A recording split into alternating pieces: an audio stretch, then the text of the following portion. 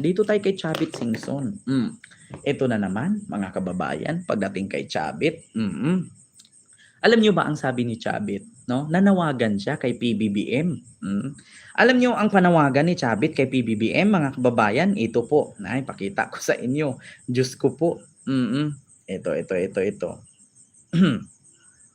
Dito tayo, mga kababayan. Nakita niyo si Chavit? Ha? Ayan po si Chavit. May panawagan po siya. Ayan po yung panawagan niya. Galing po ito sa Abante News Online. Abante, sister company po ng Bilyonaryo News Channel. Alam nyo ang sabi ni Chavit kay PBBM. Chavit Singson, pinagbibitiw si Pangulong Bongbong Marcos. If the President cannot face the truth and takes responsibility for his failures, he must step aside for the sake of the nation. Yan ang sabi ni Chavit. Mga DDS, tatagalugin ko kasi bobo nga kayo sa English, di kayo nakakaintindi. Kung ang presidente daw ay hindi niya maharap ang katotohanan at hindi niya masugpo-sugpo itong issue ngayon sa korupsyon, at hindi niya magawa ang kanyang responsibilidad, at hindi niya kayang gampanan ang pagiging presidente niya, dapat bumaba na daw siya. Dapat mag-resign na daw siya. Yun ang sabi ni Chavit.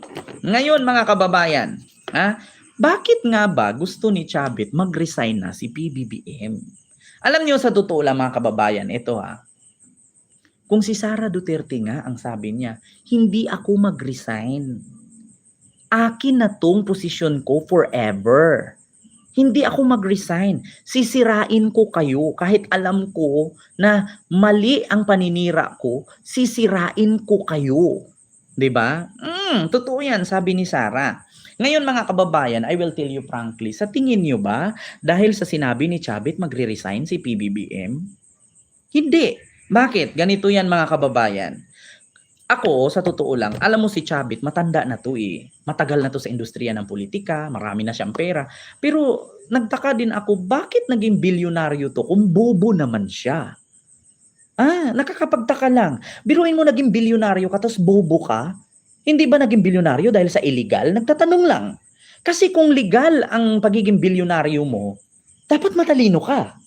Pero kung bobo ka, tapos naging bilyonaryo ka, illegal yun, ang pagiging bilyonaryo mo. Kasi bakit ganito yan? Kung matalino ka talaga at naging bilyonaryo ka at naging politician ka for how many years, for how long years, alam nyo, hindi magre-resign si Marcos kung ganyan lang.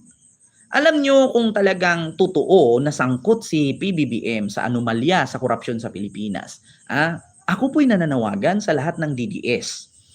Ako po'y nananawagan sa lahat ng mga politician na nambabatikos kay PBBM ngayon at nananawagan ng pag-resign. At yung mga nananawagan ng kudita, ako po'y nananawagan sa inyong lahat. Magsama-sama po kayo. Tapos, mag-file kayo ng kaso laban kay Marcos. Ngayon, kasi bobo nga kayo, di ba? Ipaintindi ko sa inyo. Ken, paano ba natin file ng kaso si Marcos Jr. na presidente yan? Di ba ang presidente may immunity yan? May kapangyarihan yan na hindi siya tabla ng kaso. Bobo nga kayo, kaya hindi ninyo alam. Ito po, kasi nga bobo kayo, paintindi ko sa inyo. Kahit po presidente si Marcos, pwede mo po yung paluin ng martilyo ang ulo niyan, kahit presidente yan. Kahit may immunity siya. Alam niyo kung bakit? Pumunta kayo ng ombudsman. Ito hindi ko kayo inutusan patayin. Ang sabi ko, pumunta kayo sa ombudsman, mag-file kayo ng kaso. Kasi sa ombudsman, kahit presidente ka, tatablan ka ng kaso. Kasi nga mga bubo kayo, mga DDS kayo, ngayon alam nyo na. Alam nyo na. Kung gusto nyo talaga mapatalsik si Marcos, tigilan ninyo yung pagrally-rally dyan. Yung pagrally ninyo dyan sa Mendiola, sa EDSA, sa Ortigas, yung pagwilga-wilga ninyo, paninira ninyo sa vlog, sa YouTube channel ninyo, hindi tatalab yan. Mapapagod lang ang financer dyan. Yung rally-rally na yan, yung organizer lang ang yumayaman dyan. Yung rally-rally na yan, yung mga vlogger lang ang kumikita dyan. Yung mga nagmamarcha, yung mga pumunta sa rally, wala. Walang mapapala dyan. Kahit si Chavit mamatay, maubos yung plema niya sa kakalunok. Kakayawyaw na dyan sa harapan ng media, no? Sa news outlet na sabihin mag-resign na kasi ganito. Hindi po tatalab yan. Ang tanging bukod tangi na makakapagpatanggal kay PBBM, humanap kayo ng ebidensya, pruweba, patunay, dokumento na autentikado. I-file ninyo sa ombudsman. 'Di ba? Pag na-file niyo sa ombudsman at na-imbestigahan ng ombudsman at napatunayan sa Supreme Court, matatanggal si Marcos. 'Di ba? Pero sa ginagawa ninyo, paninira, rally, batikos, may possibility kayo pa yung makulong. Kayo pa yung madimanda. Kayo pa yung maaresto. Kasi bakit? Meron ding immunity ang presidente na pwede kayong ipadampot ura-urada, makukulong kayo. Presidente yan, tandaan ninyo mga DDS. Maskin si Chavit, hindi ka miyembro ng X-Men na kapag bumangga ka sa pader, tatagos ka lang na hindi ka man lang nasasaktan. 'Di ba? So ngayon kung wala kayong makitang krimen or kaso na i-file kay Marcos, hintayin nyo na lang 2028 election na bumaba siya. 'Di ba? Doon na lang kayo sa 2028. Hintayin nyo na lang matapos yung termino niya. Kasi mahirap kasi mga kababayan at mahirap kasi mga DDS, pababain yung isang presidente na wala namang kayong ma-file na kaso. Bakit? Bukod na sa may immunity siya, bukod na sa pwede nyo siyang kasuhan sa ombudsman, ano ang ikakaso ninyo? Yun ang tanong sa bagay nga, mga bubunga naman kayo, lalong-lalo na si Chavit. 'Di ba? Bubunga naman. Paano, sa tingin siguro ni Chavit, araw-araw siya magpa-interview sa media, mapababa niya si Marcos, maparesign niya. Hindi ganun, Chavit. Marami kang pera. Naging bilyonaryo ka, tapos bobo ka, tanga-tanga ka. Hindi ganun. Kung gusto mo talagang bumaba si Marcos, filean mo ng kaso. At make sure na ang i-file mong kaso dyan ay hindi ka mabalikan, magugulat ka, baka ikaw pa ang mabalikan ni Marcos, ikaw pa yung makulong. 'Di ba? Or else antayin nyo na lang yung 2028 presidential election. Kasi syempre hindi na pwedeng tatakbo yan. Ang katakutan ninyo ngayon kung tumakbong vice president yan. Ang kakatakutan ninyo, baka tatakbo pang vice president yan at ang asawa niya ang mag-president. Naku, patay kang bata ka. Ito mga DDS alam natin na sa 2028, last term na ni Marcos, 2028, kasi 6 years lang ang termino ng bawat presidente sa Pilipinas, hindi na sila pwedeng tumakbo. Ang problema dyan, kung 2028, tatakbo si Lisang presidente, si PBBM ang mag-vice, or di kaya 2020 plus, si Sandro tatakbo, si BBM ang mag-vice. Nako, ito ang problema mga kababayan. Ang problema dito ngayon, paano kung si Lisa Marcos tatakbong presidente at ang vice, 'di ba? Si PBBM. Kasi nangako si PBBM na hindi niya bibitawan ang Pilipinas hangga't hindi makukulong lahat ang mga kurakot. Alam niyo sa totoo lang, ito I will tell you frankly, hindi ako political analyst. Pero ito, alam niyo ba, may possibility na ikakapanalo ni Lisa Marcos kung tumakbo si Lisa sa 2028 bilang presidente at ang vice president si Marcos Jr.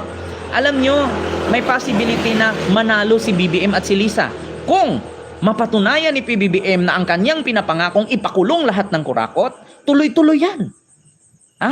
Tandaan mo yan. Tandaan mo yan, Chavit. Yung sinasabi mo mag-resign si BBM, hindi niya gawin yan. Kaya, bago matapos ang termino niya sa 2028, mapakulong lahat na ito si Jinggoy, si Joel Villanueva, si Saldico, si Chis Escudero, 'di ba? Si Bryce Hernandez, Alcantara, itong si Diskaya. Alam niyo pag napakulong lahat 'yan, malaking puntos ni PBBM 'yan. Maskin si Sara hindi kayang talunin 'yan.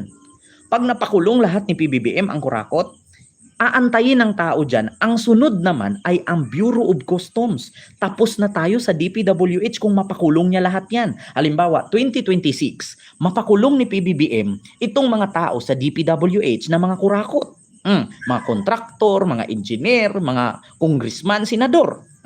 Ngayon mga kababayan, pagdating ng 2026, ang tatalakayin naman ni PBBM ay itong BIR, itong COA at saka itong Customs, sabi ko sa inyo mga kababayan, mananatili si Marcos sa posisyon.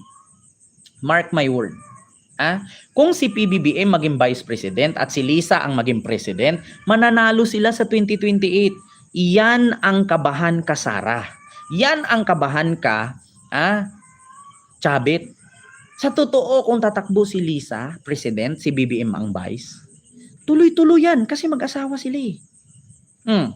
Ngayon pag nanalo sila, at napatunayan ni PBBM ngayon sa termino niya na ipakulong niya lahat ng mga kurakot sa DPWH, tuloy-tuloy yan. Kasi bakit kung ako kay PBBM, tapos na tayo sa DPWH, nakulong na. Linis na ang DPWH, panibago na naman. Panibagong aksyon na. So, syempre, sino pang mangungurakot kung nakulong na? Ipo-proceed ni PBBM ngayon ang COA, no? Or else ang BIR, or di kaya ang Bureau of Customs. Nako, sa totoo lang mga kababayan, ang taong bayan, ito ang iisipin nila niyan. Bakit natin paaalisin pa sa posisyon ito kung masusolusyonan din naman pala niya ang korupsyon? Ngayon kung mapakulong lahat ni PBBM yang hanggang matapos ang termino niya, itong mga flood control politician na mga sangkot sa pagnanakaw, syempre ang aabangan na namang tao niyan sa 2028 kung tatakbo siya ulit, iboboto siya. Bakit? Kasi naumpisahan na niya. Baka pag ang nanalo sa sunod eleksyon ay hindi ituloy ang inumpisahan ni PBBM, babalik tayo. Babalik tayo sa pangungurakot na naman. Kaya kung ituloy-tuloy natin na suportahan si Marcos, malay 2028 si Lisa, by si PBBM. So itutuloy nila yan, COA naman. Sa sunod naman eleksyon, pagkatapos ng 2028 election, another 6 years, tatakbo na naman si PBBM. Tatakbo na naman si Sandro. Tapos ang vice na naman si Lisa. 'Di ba? Or else ang tatakbo si Romualdez. Ang babayis diyan si Lisa. Nako. Walang maano, 'di ba? Kaya mga DDS, tiisin niyo na lang. Sabi nga ni PBBM, 39 years namin tong inintay. Ang sabi nga ni PBBM, hindi ko bibitawan ang Pilipinas sa kamay ng mga politician na walang pakialam sa ating bansa. 'Di ba? Hindi ko bibitawan ang Pilipinas sa kamay ng mga politician na mga bobo. 'Di ba? Sabi ko sa inyo mga kababayan, mga DDS, mag-iiyakan talaga kayo. Kaya sa panawagan ni Chabit na mag-resign, Chabit, itulog mo yan. Gutom lang yan. Gutom lang yan. Huwag ka na umasa. Gutom lang yan, Chabit. Tulog mo yan.